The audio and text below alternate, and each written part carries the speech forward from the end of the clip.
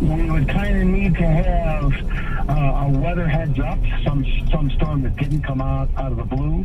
And if we were able to, give that warning that everybody needs to, just as a precaution, take things home and not leave them in school, we'll need that factor to be considered too.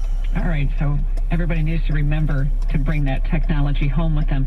Niagara Falls City Schools still have 3 snow days on their calendar, but like he said, there would be power days, if there are outages or things like that, but not necessarily due to bad weather because of the remote learning. Yeah, it's a crazy situation. And the other thing is we don't know how long a lot of this lasts. That always varies from district to district as well. So that's one scenario that could happen with snow days. We'll see what happens as the weeks and months roll on. Hey, when we come back, we're focusing in on nursing homes. Chris Koenig of the Greenfields joining us live as nursing home visitation policies change in New York State. WBEN News Time, 6:48. Hey, it's Bowerly. If you need a roof repair or a new roof altogether, Amherst Roofing wants you to know they are considered an essential business through this time and are open to help you with all of your roofing needs. Is your roof an eyesore with that deteriorated look? Amherst Roofing can help. Amherst Roofing wants you to know they're practicing the utmost safety procedures. If you want an estimate, they can come to your home and stay outside or provide a remote estimate. Amherst Roofing prides themselves on quality work, and their reviews are outstanding. And if you invest in a new roof right now, they'll provide you with a free upgrade with a premium lifetime shingle plus a $500 discount. Plus, Amherst Roofing provides you with a lifetime warranty that covers everything. It doesn't matter what town you live in, Amherst Roofing serves all of Western New York. If you need a new roof or roof repair, Amherst Roofing is open. Call for a free estimate, 304-4554. 304-4554. Visit AmherstRoofingWNY.com. I'm here with Joseph Dispenza, president of the Forest Lawn Cemetery and Crematory Group, with another segment of Ask Joe. Answers to your questions about cremation, burial, or anything Forest Lawn. Here's a question from Joanne in Kenmore. I've always loved the Forest Lawn trolley and walking tours, and I'm really missing them this year. When are they coming back? Joanne, I completely understand your point. We're all missing what would have been our 24th consecutive season of Sunday in the Cemetery tours. It's one of the reasons why Forest Lawn ranks among the top things to do in Buffalo on TripAdvisor. With that level of interest, we had to find a new way for our community to enjoy them. And we did. Video tours. We're capturing the stories of Forest Lawn on film and making them available free of charge on our website. We have several posted there now, with many more on the way. You can also take a self-guided tour of Forest Lawn from anywhere at any time using our free mobile app, which includes more than 80 tour stops featuring many of our famous residents with the story of each individual told by professional actors. It's a great way to explore Forest Lawn, either from the comfort of your home or when you're visiting the grounds. You can download the app at any time by visiting our website at forest-lawn.com. Thanks, Joe. To learn more, call the Forest Lawn Group at 885-1600, 885-1600, or go to forest-lawn.com. Here in Western New York, we've shown how resilient we are getting back to what matters most. If you're looking for a new career opportunity, Northtown is hiring for a wide range of customer-facing positions within our service and parts departments, including greeters, service writers, detailers, and parts counter associates. These aren't just any temporary jobs to get through a difficult time. These are great careers for a stable, rewarding future. Whether you've worked in the auto industry before or have perfected customer service in another field, we want to meet you. At Northtown, you can look forward to a competitive compensation and benefits package, as well as a positive company culture that values teamwork and rewards dedication. Plus, we maintain a safe environment that follows all CDC guidelines to protect you and our customers. To learn more about joining the Northtown family and search for available positions at our 19 franchises, visit northtowncareers.com. Northtown Automotive Group, positioned for success. Rachel's Roundup is back. All this month, when you eat at any Rachel's Mediterranean Grill, just round up your check to help the moms and kids at Oshai Children's Hospital. Do good when you eat at Rachel's. All proceeds from the second annual Rachel's Roundup benefit Oshai Children's Hospital. WBEN News Time, 6:52, traffic and weather together. Alan, what do you have? Well, looking at the cameras, we seem in pretty good shape still at this point. Not really seeing anything too bad. that as we look at the 90 coming on up through the 219 and the 400. We're still doing okay. The 400 merge is doing just fine, getting onto that 90 eastbound at the moment. Moderate traffic, I would call it, as you head on up towards the 290. It's a little busier as you get up by Walden, of course, westbound, especially at this hour. Do not see any problems being reported as far as any accidents out on the roadway, so that's a good start to the morning also. WBEN's Steve Barnes Traffic Command, I'm Ellen Harris. Please drive safely. Now WBEN 7 First Alert weather. A cloudy day. There's a chance for a shower or two with a high in the low to mid 60s. Tonight, partly cloudy, low in the mid 40s. Tomorrow, partly cloudy, high 59. Saturday, sunny, 59. And Sunday, mostly sunny and a high of 60. So kind of cooler going forward here through the weekend. It's 64 right now in Buffalo.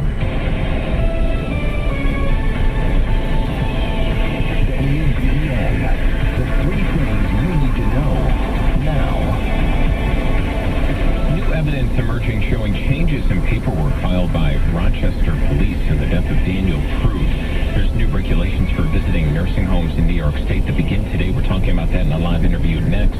And you heard it here first on WBEN. Michael Caputo telling David Bellavia he's taking a leave of absence from the Department of Health and Human Services. Those are the three things you need to know now. WBEN News Time, 6:53. New nursing home visitation guidance does begin today across the state. Chris Koenig is joining us live, President and CEO of the Greenfields in Lancaster. Chris, residents and families have been waiting 6 months for this. How is it being received? What are you hearing? Good morning. I think most of the changes are good, especially kind of speeding up the process for a positive case from 28 days to 14 days. So I think most of the families are understanding. They get it, that we deal with a vulnerable population, but they want to get it in and see their loved ones. Yeah, they want to see their loved ones, but it's still not going to be necessarily very easy for people to see their loved ones if they're in a nursing home, right? There still is that 14-day window if there is a positive case, and people should know that they have to be tested, right, before they visit a nursing home? Right, they do, and that aligns with what we expect for the staff, which I think, at this point might not be a bad thing. So they do need to have a test, a negative test within the past 7 days, and that's 7 days from the date of the test, which could make it a little complicated. I know some of the advocacy groups are working on that because sometimes you don't get the results back for 4 or 5 days, so it makes it difficult to try to plan. But, as I said, it is a very vulnerable population, and, it can spread like wildfire. So I think I understand the regulation, and unfortunately makes it difficult. But, I know the advocacy groups are working to see if there's ways to make that a little bit easier. There are other restrictions, too, right?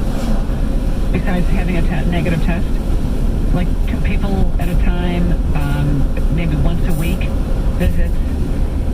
Yeah, they changed a few more things. So one of them is it used to be 10% of your census. Now it's 10% of your building's total beds, which that actually does make the restriction a little easier. So, for example, Greenfields is 160 beds, so that means, 16 residents can have visitors a day. As compared to, say, our census was a little low and we're at 150, that would mean only 15. So that aligns a little more closely, I think, with what's easier for us to manage. What has been the reaction, the interest so far since these new guidelines were announced of people looking to go to a nursing home and visit their loved one? Has it changed at all? Well, the new guidelines just came out on Tuesday, so it will be effective today. So I don't think I've noticed a large uptick in activity or in calls, but I expect it will as more of that gets out. Right. People will probably start scheduling those visits as of today. What will the visits be like, though? I mean, up until now, right, we've talked about porch visits and things like that, but these will be inside the facility?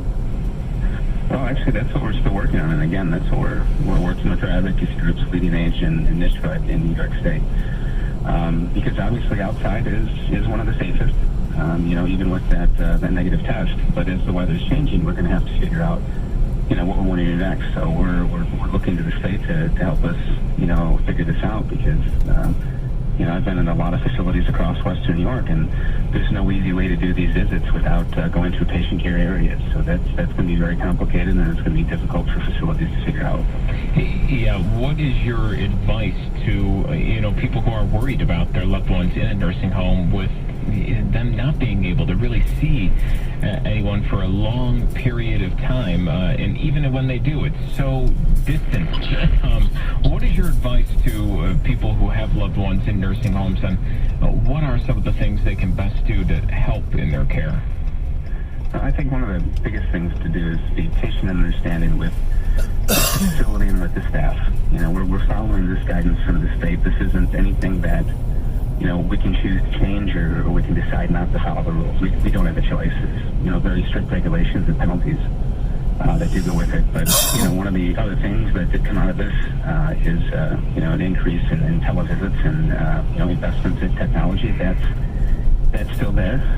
So even if it might be difficult to not come on one of the campuses, every facility still has the ability to do these televisits, which I think is huge. So they can still stay in contact, and I think people should. If the testing and all that stuff makes it a little bit more difficult, there are still ways to do it. The governor is still working on end-of-life visits, palliative care, so folks that might be on hospice, for example, how to get those folks in the facility to meet their families easier. So those things are still in the works, but I think the biggest thing we're asking for is patience and understanding. It'll make it easier for the visitor and the resident as well. Chris, one of the hardships over the past 6 months is the fact that hair salons could not be open inside these facilities. You couldn't have a barber or hairdresser in there. Has that changed, or can residents now leave for a haircut? No, that hasn't changed, unfortunately. I think that's one of the biggest things we've been advocating for as well. Is we in phase 4, we opened it up in the community, but the residents of the facility still can't get their hair cut, and we tried to see if we had staff that can do it, and the Department of Health said no. So that does have to be addressed. What's the reasoning behind that? If not even staff, who is in close contact with your residents anyways, can do that. What was the reasoning you've been given, and how receptive are they to these concerns when you voice them? They haven't been receptive, and I don't think it's from the Department of Health trying to be difficult. It's just they don't have directive from the state, and the state doesn't give a lot of information sometimes behind their directives. So, for example, these changes that came about this week, we found out within hours of you guys finding out, and it was in a very small, concise letter. So there's not a lot of directive in a lot of these things. So pretty simply, no. Directives for nursing homes came about a week after the exact same thing was done for assisted living facilities. At that time, a week ago, we had heard from the Department of Health here in New York State that it was because assisted living facilities are less susceptible to the spread. Then a week later, nursing homes are able to do exactly the same thing. What changed in the week? Well, I hate to say it, but obviously this is a very interesting political climate, and I think, political pressure does help. So, when I do a family's call and they're upset about what the regulations are and they ask me what to do, and, there's not much I can do except say that the answer's lie in Albany. You've got to get your voice to Albany so that the governor hears it and they can make these changes, and I think that's what happened. I think, enough people advocating for these changes does make it happen.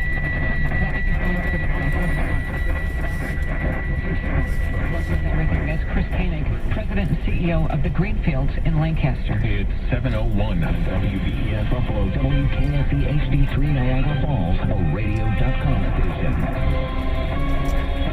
Live from the Aesthetic Associates Center studios, this is News Radio 930 WBEN. It's a new morning on WBEN. Now, Susan Rose and Brian Mazurowski on News Radio 930 WBEN.